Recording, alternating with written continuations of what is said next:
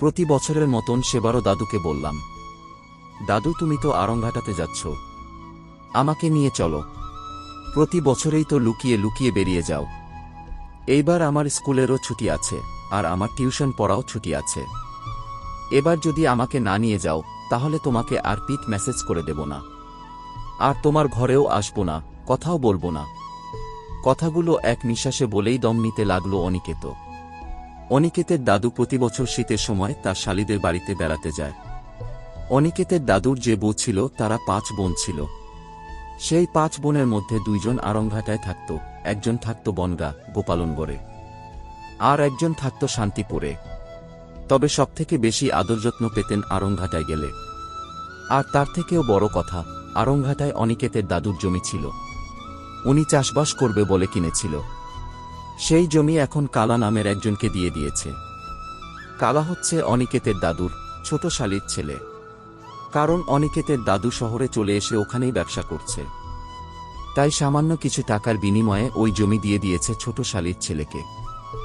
আর কালা নাকি ওই জমিতে চাষাবাদ করছে। ছোট অনিকেতের অভিমান ভরা মুখ দেখে তার দাদু আর না করতে পারেনি। তবে অনিকেতের দাদু বলেছিল, নিয়ে যেতে পারি, তবে ওখানে গিয়ে বাদরামি করা চলবে না। আর আমি যা বলবো তাই শুনে চলতে হবে। যদি দেখি আমার কথার অমান্য করা হচ্ছে, তবে আমি তখনই ব্যাগপত্র গুছিয়ে চলে আসব বলে দিলাম। দাদুর তরফ থেকে সবুজ সংকেত পেয়ে অনিকেত তখন আহ্লাদে আটখানা।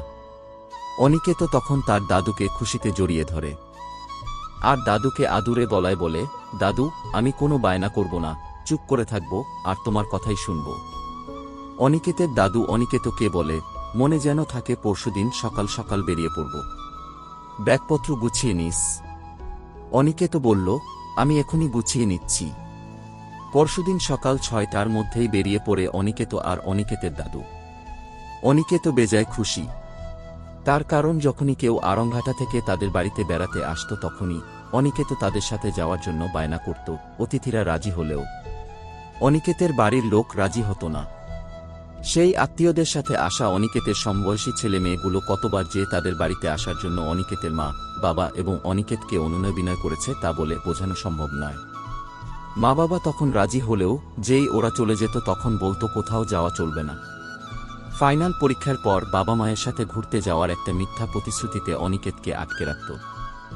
আটকে রাখারই কথা ভীষণ দুরন্ত ছেলে। বাড়িতেই কারুর কথা শোনে না, ওখানে গিয়ে তো হাতির 5 পা দেখবে। যাক গিয়ে অনিকেত এবার সেই সব বাধা কাটিয়ে উঠে আজ দাদুর সাথে ফাইনালি ঘুরতে যাচ্ছে, এটাই বড় কথা। সকাল 10টার ভেতর বাজার হতে কেনাকাটি করে অনিকেত আর তার দাদু হাজির হয়। সময়টা ছিল 2013 সালের ডিসেম্বরের শেষের দিকে। অনিকেত তখন 8ম শ্রেণীর ছাত্র। অনিকেত আর অনিকেতের দাদুকে দেখে রীতিমতো অবাক। বিশেষ করে কালা। অনিকেত কালাকাকা বলে ডাকত। কালার যে 2টো মেয়ে আর একটা ছেলে ছিল তারা প্রত্যেকে, কারণ তারা তো ধারণাই করতে পারেনি যে অনিকেত আসছে। অনিকেত চুপ ছিল, তবে এত বছরের জমে থাকা ক্ষোভ সে ভেতরেই দমিয়ে রাখল। দাদুর সামনে চেঁচামেচি করাটা ঠিক হবে না। দাদু তখন তার ছোট শালীর মেয়ে গীতার সাথে কথা বলছিল, ওই সংসারের টুকটাক আলোচনা। দাদুর অন্যমনস্কতা দেখে অনিকেত কালার যে ছেলে মেয়েরা ছিল ওদেরকে ইশারায় বলল, চল খেতে নিয়ে চলো আমাকে, ওখানে গিয়ে অনেক কথা আছে। তবে আমার দাদুর কাছে বলবি আমরা দোকানে যাচ্ছি, দাদু জানতে পারলে আমাকে এখান থেকে নিয়ে চলে যাবে। কালাকাকার ছেলে বাবলু আর রীতা আর ময়না, এই 2 মেয়ে তাদের ঠাকুমাকে বলে, ঠাকুমা আমরা দোকানে যাচ্ছি, ভাইকে নিয়ে যাচ্ছি, এখনই চলে আসব। অনিকেতের দাদু সেই দিকে কান না দিয়ে কথাবার্তা বলতে লাগল। এরপর যেই এক পা করে বাড়ির বাইরে বেরিয়েছে অনিকেত আর সকলে, তারপর আর তাদের পাইকে দে ছুট। ক্ষেতের দিকে গিয়ে সকলে আনন্দে এমন চিৎকার চেঁচামেচি করা শুরু করে দিয়েছে যে চেঁচামেচির আওয়াজ একটু বেশি হলে ছোটখাটো ভূমিকম্প হয়ে যেত। অনিকেত তার মনে জমে থাকা সকল ক্ষোভ উগরে দিল। কত বছর অপেক্ষা করেছে সে এখানে আসার জন্য। অবশেষে সে এলো। ওই দিন সকালে বাবলু, রীতা, ময়না আর অনিকেত মিলে দুপুর 1টা অবধি হৈ হৈ করে, এদিক যাচ্ছে তো ওদিক যাচ্ছে, কখনো কারুর বাগানে যাচ্ছে তো কখনো এক ছুটে চলে যাচ্ছে মেন রাস্তার দিকে। এতক্ষণ টইটি করে যখন সকলে বাড়ির দিকে ফিরছিল অনিকেতের তখন বুক ধুকপুক শুরু হয়ে গিয়েছিল। তার কারণ অনিকেতের দাদু হয়তো বুঝে গেছে যে তার নাতি দোকানে না গিয়ে অন্য জায়গায় গিয়েছে। কিন্তু কালাকাকার বাড়িতে গিয়ে জানতে পারলাম দাদু তার মেজ শালীর বাড়িতে গেছে, যেটা কিনা কালাকাকার বাড়ি থেকে 2 কিমি মতন দূরে। দাদু যাওয়ার আগে বলে গেছে কালাকাকার বউ সম্পর্কে অনিকেতের কাকি অনিকেতকে খাইয়ে ঘুম পাড়িয়ে দিতে। সে নাকি রাতে একেবারে শোবার সময় আসবে। গীতা পিসি ও কালা কাকার বাড়ি একদম পাশাপাশি। ব্যাস, অনিকেত আবারও বাদরামো করার লাইসেন্স হাতে পেয়ে গেল। অনিকেত দুপুরে কোনোরকম নয় ছয় করে খেল। খেয়ে ঘরে গিয়ে সকলের অপেক্ষা করতে লাগল কখন ওদের খাওয়া হবে, আর অনিকেত বেরিয়ে পড়বে খেতে। সত্যিই খুব সুন্দর জায়গা। অনিকেতের বাড়ির আশেপাশে ওখানে এইরকমভাবে চাষবাস হতে সে আগে কোনোদিন দেখেনি। আর তাছাড়া অনিকেত তার বাড়িতেও এই জায়গার অনেক কথা শুনত, সেই জন্য অনেক ছোট থেকেই এই আরংঘাটার প্রতি অজানা ভালোবাসা জন্মে গেছিল। তাই অনিকেতের মন ধ্যান সব ক্ষেতের দিকে। সে যতটা আশা করেছিল এই ক্ষেতে এসে অনিকেত আরও বেশি কিছু পেয়েছে। তাই অনিকেত ক্ষেতের মাঝে অজানা ভালোবাসা খুঁজে পেয়েছিল। আর সেই ভালোবাসার মধ্যে বাবলু, রীতা, ময়না এরা 3জন হচ্ছে সেই ভালোবাসার জগতের চাবিকাঠি।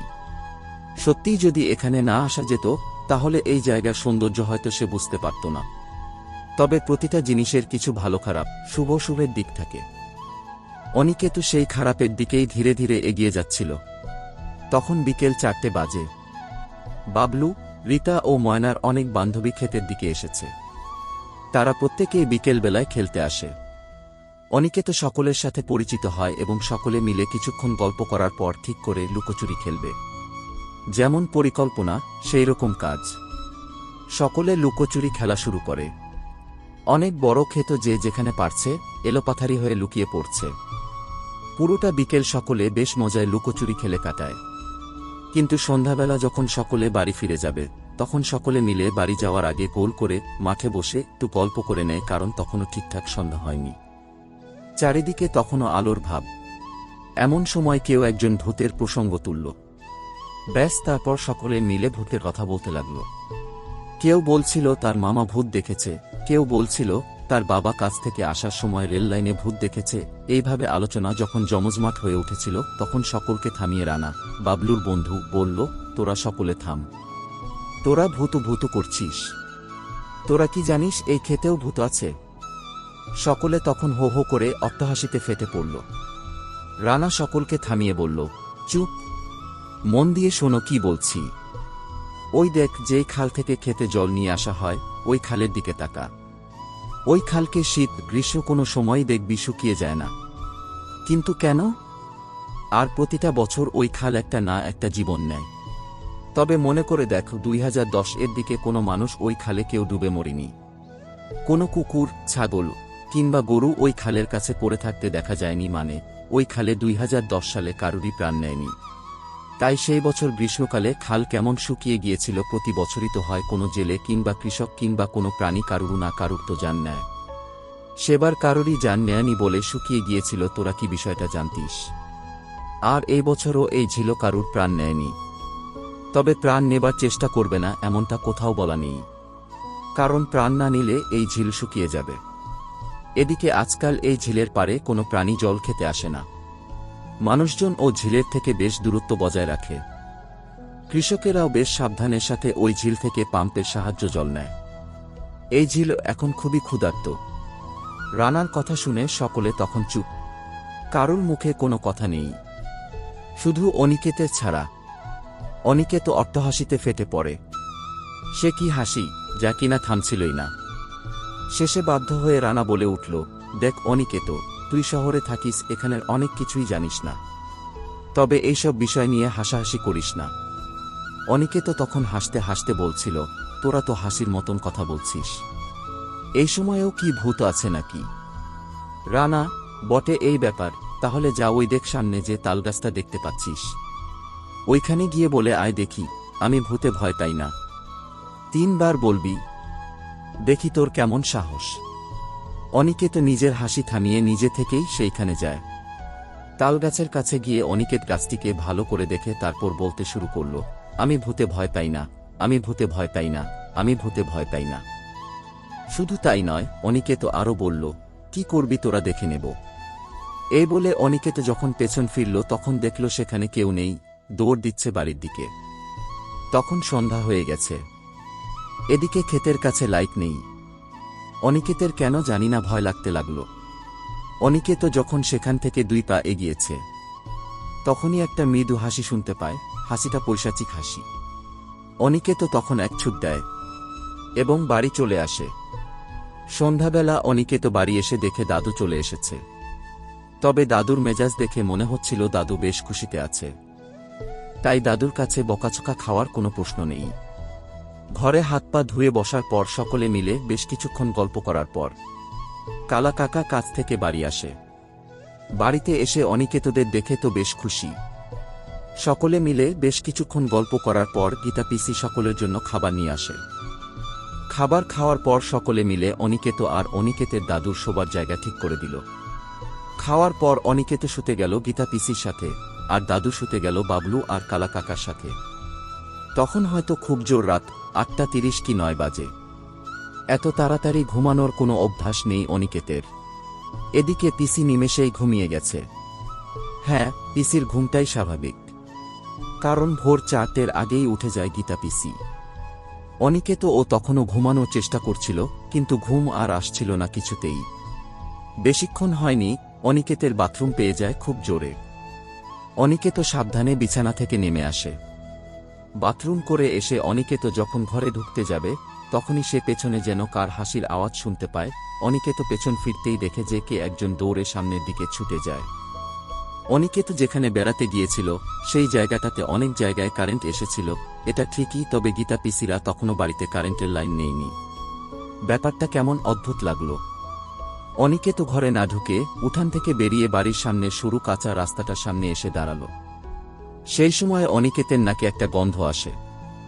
এই গন্ধ তার খুব চেনা, এটা তো রীতার জামা থেকে আসছিল। রীতা যে জামাটা পরে বিকেলে খেতে গিয়েছিল সেই সময় এই একই গন্ধ পেয়েছে অনিকেত রীতার কাছ থেকে। তখনই কে যেন দূর থেকে বলে উঠল, রীতা অ্যাক্টিভ। রীতারা এখন লুকোচুরি খেলছে। বিষয়টা কেমন অদ্ভুত লাগল।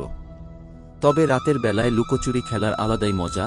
অনিকেতরা তাদের পাড়াতে কারেন্ট চলে গেলে লুকোচুরি খেলে, তার মানে এই গ্রামেও লুকোচুরি খেলে সকলে রাতের বেলায়। হয়তো খেলে। অনিকেত ভাবল দাদু তো এখন ঘুমোচ্ছে, যাই না গিয়ে একটু খেলে আসি।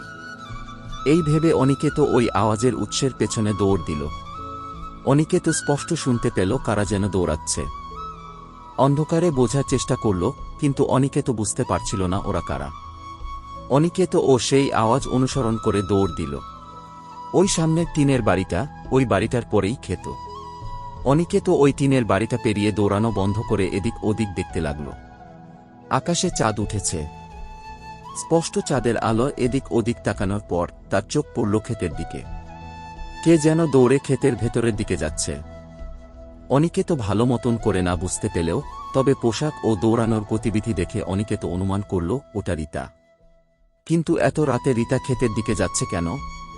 অনিকেত রীতার পেছন পেছন দৌড় দিল, কিন্তু রীতাকে দৌড়ে ধরা যাচ্ছিল না। সে অনেক দূরে। একসময় অনিকেত দেখল রীতা ওই তালগাছের পেছনে গিয়ে দাঁড়িয়ে পড়ল। অনিকেত রীতা রীতা করে চিৎকার দিয়ে সেই তালগাছের দিকে এগোতে লাগল। রীতার কি হলো কে জানে, সে ওই তালগাছের থেকে এক ছুট দিয়ে ঝিলের পাড়ে গিয়ে দাঁড়াল। ব্যাপারটা অনিকেত বুঝতে পারছে না ওটা কি সত্যি রীতা, কিন্তু পোশাকটা দেখে তো রীতাই মনে হচ্ছে। অনিকেত তখন রীতার কাছাকাছি চলে আসে।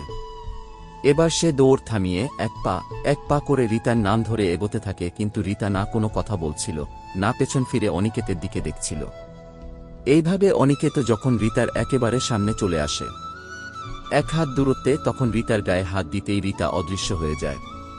কি হচ্ছিল ব্যাপারটা বুঝে ওঠার আগেই অনিকেতকে এক ঝটকা দিয়ে পেছনে টেনে নিয়ে এলো। অনিকেত পেছন ফিরে দেখল তার দাদু। অনিকেত বুঝতে পারছিল না তার দাদু হঠাৎ এইখানে এসেছে কেন, আর এইভাবে টানলই বা কেন। অনিকেত কিছু বুঝে ওঠার আগে অনিকেতের দাদু অনিকেতকে একটা চড় মারে, তারপর ঘাট ধরে অনিকেতকে কালাকাকার বাড়িতে নিয়ে আসে। অনিকেতের দাদু বলে, গিয়ে পিসির কাছে শুয়ে পড়ো। অনিকেত কোনো কথা না বলে চুপ করে শুয়ে পড়ে। পরের দিন ভোরবেলায় অনিকেতের দাদু গোছগাছ করে অনিকেতকে নিয়ে বাড়ি ফিরে আসে। বাড়ি যাওয়ার এত তাড়া ছিল যে সকালের চা পর্যন্ত খায়নি দাদু। সারাটা রাস্তা কোনো কথা বলেনি দাদু। বাড়ি ফিরে অনিকেতের দাদু অনিকেতকে প্রচণ্ড প্রহার করে। সকলে তখন অনিকেতের দাদুর হাত থেকে বাঁচায়। কি হয়েছে, অনিকেতের দাদু এইরকম আচরণ করছে কেন? অনিকেতের দাদু কিছুই বলছে না, একদম নিশ্চুপ। তবে অনিকেতের দাদু একটাই কথা বলেছিল, তোকে আর কোনোদিনও আরংঘাটায় নিয়ে যাব না। যদিও অনিকেতের দাদুর এইরকম আচরণ দেখে সকলে চিন্তিত, তবে এরূপ আচরণের কারণ অনিকেত জানতে পারে না। অনিকেত বাড়ির সবাইকে জিজ্ঞাসা করেছিল পরে যে দাদু সেদিন তাকে এইভাবে মারছিল কেন, কিন্তু কেউই সেই বিষয়ে কোনো কথা বলেনি। অথচ অনিকেতের সাথে কি হয়েছিল আরংঘাটাতে সেই বিষয়ে সকলে খুঁটিয়ে খুঁটিয়ে জেনেছে, কিন্তু অনিকেত তার প্রশ্নের জবাব পায়নি। তবে ওই ঘটনার পর থেকে দাদুর সাথে আর কোনো কথা বলতো না অনিকেত। অনিকেতের 21 বছর হওয়ার পর অনিকেত সেই রহস্য সম্পর্কে জানতে পেরেছিল, তাও আবার লুকিয়ে। সেই দিন রীতা অনিকেতের বাড়িতে বেড়াতে এসেছিল বাবার সাথে। অনেক বছর পর তারা অনিকেতের বাড়িতে আসে, তো সেই দিন দুপুরেই ঘরের ভেতর সকলেই বিভিন্ন বিষয় নিয়ে কথা বলছিল। তখনই অনিকেতের প্রসঙ্গ আসতেই অনিকেতের ঠাকুমা সেই বিষয়ে কথা টেনে আনে। অনিকেতের ঠাকুমা বলে অনিকেত নাকি রাতে গীতার ঘর থেকে বেরিয়ে রীতাকে দেখতে পায়। রীতার পেছন পেছন অনিকেত দৌড়াতে দৌড়াতে সেই ঝিলের কাছে চলে যায়। অনিকেত সেই রাতেই মারা যেত যদি না অনিকেতের দাদু তার পেছন পেছন গিয়ে অনিকেতের জীবন বাঁচাত। অনিকেতের দাদু সামনেই বসেছিল। অনিকেতের দাদু এবার সে বিষয়ে মুখ খোলে, আসলে সেই রাতে আমারও ঠিক ঘুম আসছিল না, এপাশ ওপাশ করছিলাম, তাও খুব আসছিল না। তখনই কে যেন ফিসফিসিয়ে বাইরে থেকে বলে ওঠে, তোর নাতিকে নিয়ে গেলাম, বাঁচাতে পারলে বাঁচিয়ে নে। এই কথা শুনে আমার ঘুম ভেঙে যায়। দোনমনো করে উঠে বাইরে আসি। আমি বাইরে বেরিয়ে দেখি অনিকেত দৌড় দিয়ে ক্ষেতের দিকে এগোচ্ছে। আমি বুঝতে পারছিলাম কিছু একটা তো হতে চলেছে। আমি অনিকেতের পেছন পেছন দৌড়াতে ওর নাম ধরে ডাকতে থাকি, ও শুনতেই পায় না। এদিকে আমার মতন ভারী বয়সের একজন বুড়ো মানুষ ইয়ং একটা ছেলের সাথে কি পারে। শেষে অনিকেতকে ঝিলের কাছে গিয়ে ধরি, আর এক চর দিয়ে গীতার বাড়ির দিকে নিয়ে যেতে থাকি। আমরা যখন ওই তালগাছে তো পাশ দিয়ে আসছিলাম, তখন সেই তালগাছের মাথাতে একজনকে বসে থাকতে দেখি। সে আমাদের দিকে মুখ করে বসেছিল এবং তার পা দোলাচ্ছিল, মুখটা দেখা যাচ্ছিল না। আমি বুঝতে পেরেছিলাম অনিকেতের উপরে খুব খারাপ একটা জিনিসের দৃষ্টি পড়েছিল।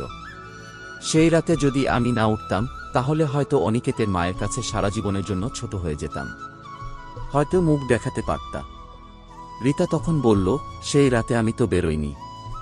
অনিকেতের দাদু রীতাকে বলে, জানি ওটা তুই ছিলিস না, ও যেই হোক তোর রূপ ধরে এসেছিল। অনিকেত পুরো ব্যাপারটা বাইরে থেকে শোনে। অনিকেতের চোখ থেকে জল গড়িয়ে পড়ছিল, কারণ সেই ঘটনার পর অনিকেত তার দাদুর সাথে কথা বলতো না।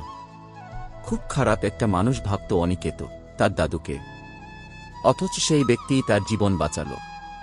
অনিকেতের ইচ্ছে করচগিল দৌড় দিয়ে তার দাদুকে জড়িয়ে ধরে দাদুর কাছে গিয়ে ক্ষমা চেতে, কিন্তু দাদু কি সত্যি ক্ষমা করবে তাকে? গল্পটি যদি ভালো লেগে থাকে তাহলে আমাদের AM বাংলা স্টোরি চ্যানেলটি অবশ্যই সাবস্ক্রাইব করে পাশে থাকবেন।